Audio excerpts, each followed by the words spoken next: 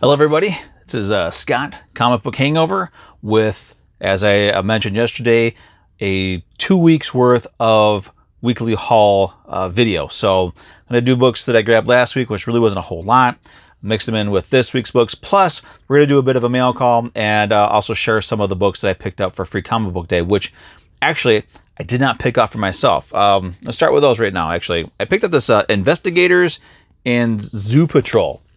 These I did not get for myself. These I got for my little boy because he's 5 years old, trying to get him into reading and, you know, enjoying the idea of reading, and comic books is a good way to do it. So I got these for him.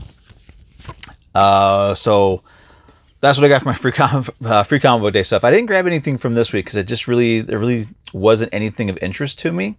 Oh, actually, wait a minute. Scratch that. I did grab this for myself.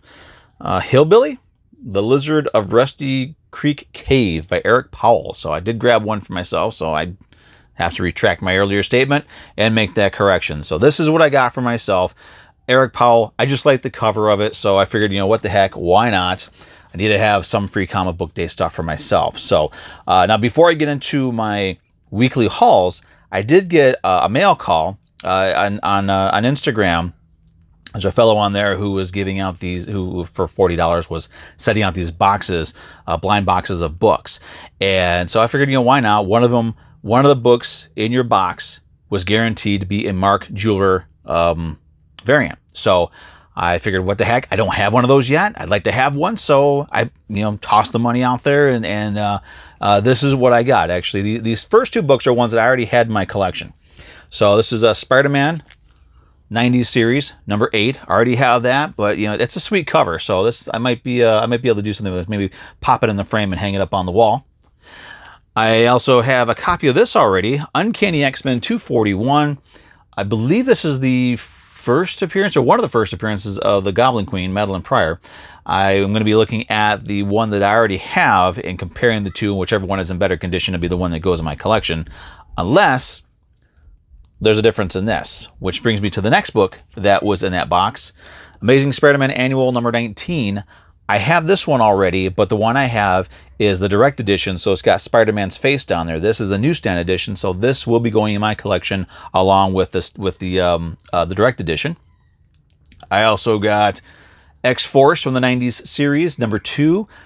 Second appearance of Deadpool, if I'm not mistaken, so cool. This one actually was really nice. Amazing Spider-Man 244. This is the third appearance of Hobgoblin. This has actually been on my want list for a while. So when I saw this, I was very, very happy because this is a book that I have been looking for. And it's from, in my area, it's not an easy book to find. So I was really happy to have this book. It's now in my collection. I can mark it off my want list. So this was really awesome. So I highly, highly appreciate that. And finally, Spectacular Spider-Man number 95. This one here is the Mark Jeweler variant. It's got the red advertisement or advertisement in the center of it. So I now have one of those Mark Jeweler variant books, and it's a Spectacular Spider-Man. It's got Catwoman, it's got Cloak, it's got Dagger. It's the newsstand edition, so it's got all kinds of awesome, including Black Suit Spider-Man. So it's got all kinds of awesome going in one single little book. All right, so moving on to my haul from last week. I grabbed Death Metal number 3. I got this variant cover because this is a cool looking character. I didn't get the that handbook or whatever it was that came out that gave his origin. It's sold out, and it's worth a whole bunch of money now. And they got a second print coming out next Wednesday, so I'm hopefully to be able to grab that. But I like this cover. I grabbed it. This may be the last issue of this Death Metal Dark Knights thing that I picked up because, be honest with you, this story is an absolute mess. It makes no sense at all. Nothing is connecting. We're about halfway or more than halfway through it, and it's a mess. There's no we ended issue 2 with them introducing some giant sort of hybrid or tribrid or whatever you want to call it, a giant robot that was part Batman, part Superman, part Wonder Woman. And then we started with this issue, and the robot's destroyed, and Jonah Hex is in it, and it's, I don't know, it's a mess. The whole story is a mess. I'm not enjoying it that much, so unless they give me some really cool covers, this may be the last one that I buy from that. On the flip side of that, Something is Killing the Children, awesome series. Well written, well, actually, amazingly well written, and just the artwork. Always, the artwork is so awesome in this series. One of my favorite books to just look at, and I do spend a lot of time just looking at the panels of this, just the way it's the way each panel is constructed by the artist. It's awesome, and I know every time an issue of this comes out, and I get on my videos here, I'm always talking about how much I like it, and so really, there's nothing more I can say about it other than that it is a continuously great series. And I'm sorry, I have a new phone, so it looks like the focus might be getting messed up. So I do apologize. So I'm going to try to stop moving the books around so much. But this is a great series. If you're not reading, you need to jump on it. I know there's a trade paperback out for it now. This is only issue 9, so it's still within reason of being able to get the whole run. So great, awesome, amazing series. Moving on, getting back to some DC stuff, Detective Comics 1025. We've got Batman and Batwoman working together to take on Joker and his clowns and just trying to get the city back. And it's kind of cool. You get to see how Batwoman is handling this whole thing. And she's really not doing it the same way that Batman would. Okay, so there's more casualties when she handles things, which is awesome. It's cool to see her. I don't really have much interactions with her. I don't really let a lot of books with her in it, so it's kind of cool to see her again. And it's cool to see her in a situation where, I mean, as far as I know, she's never gone through anything like this before.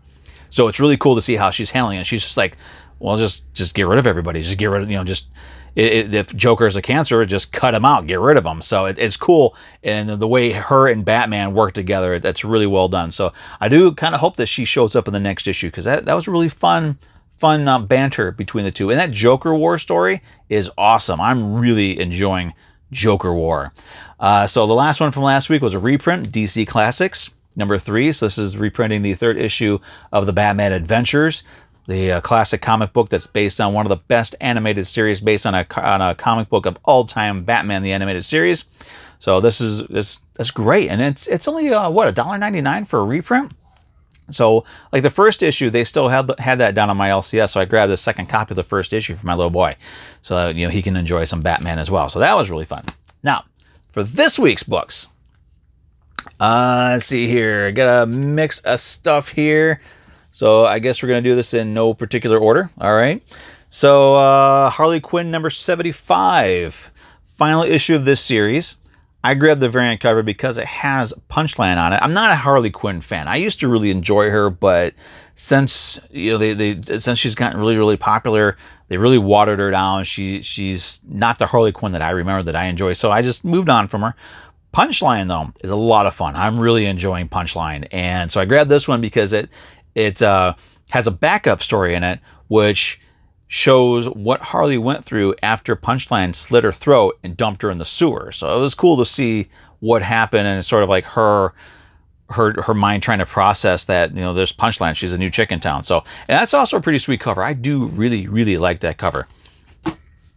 We'll stick with Joker War, Batman #97. This got Harley Quinn in it, but you know what? She is actually having to help the Bat, which puts her in an interesting position, because Batman has been poisoned by Punchline with some new Joker toxin. Harley is trying to help Batman because she knows that he's really the only one that can stop the Joker. She knows how to help a little bit. So in this story here, as much as I dislike her, she actually is becoming an interesting character again. She's starting to have layers again, and that I enjoy. But this Joker War event is, man, it's so much fun. I have not had this much fun with a DC event since, God, you know what? Since Nightfall, since Bane broke the Bat. I have not enjoyed Batman this much since then. And how long ago was that? Man, that was a long time ago. All right, so moving on. How about we do this one next? Transformers, Secrets and Lies. This is Transformers 84, Secrets and Lies, #2. I got cover A because it looks more like the original Transformers comic. And this is the issue for the series that I've been waiting for. And I grabbed the 0 issue for this. It's too much talking. I grabbed the first issue of this, and still kind of just too much talking. I want Transformers action. I know that they're using the Transformers now sort of an allegory for political politics and just all this nonsense, but I'm an original Transformers fan. I want Decepticons fighting Autobots. I want laser fight. I want transformations. I want just epic battles. And this we're getting there. We're getting there. So I'm really enjoying this series. So if you're a fan of the original Transformers, the original animated series, Generation 1, and if you're a fan of the Marvel series, this is definitely a book that you want to check out. Next up, Big Girls. Okay, so this is from Image Comics. It's written and drawn by Jason Howard. It's the first thing that he's ever done where he has written and drawn it. So this is sort of his baby. I picked this up because it's an interesting idea. It's so in this world, there's I don't know if it was a virus or a plague or mutations or what, but men, maybe not. It doesn't seem to be all men, but men mutate and become these giant sort of kaiju monsters. And the same thing that did that to them also made some girls really big.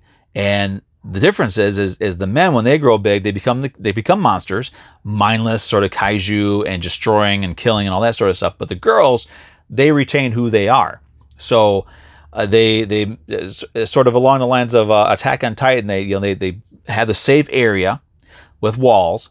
These monsters show up, so they send out the girls, the big girls, to fight the monsters. And it's really good. I was really surprised with it. Honestly, I wasn't even sure what to expect from it. I don't know if I was going to like it or not, but as it turns out, another happy surprise. I really enjoyed it. So I'm going to be checking out the next issue and then kind of stick with it and see where it goes. Because you've got this girl here. I can't remember, first issue, so I don't remember any of the characters' names, so bear with me.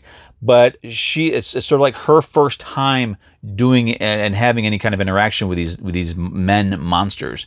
And her first interaction it does deal with a 4-year-old boy who is mutating and becoming a sort of one of the monster guys. And let's just say it's not an interaction that ends well for one of the people involved, and it really does affect her. It shows her,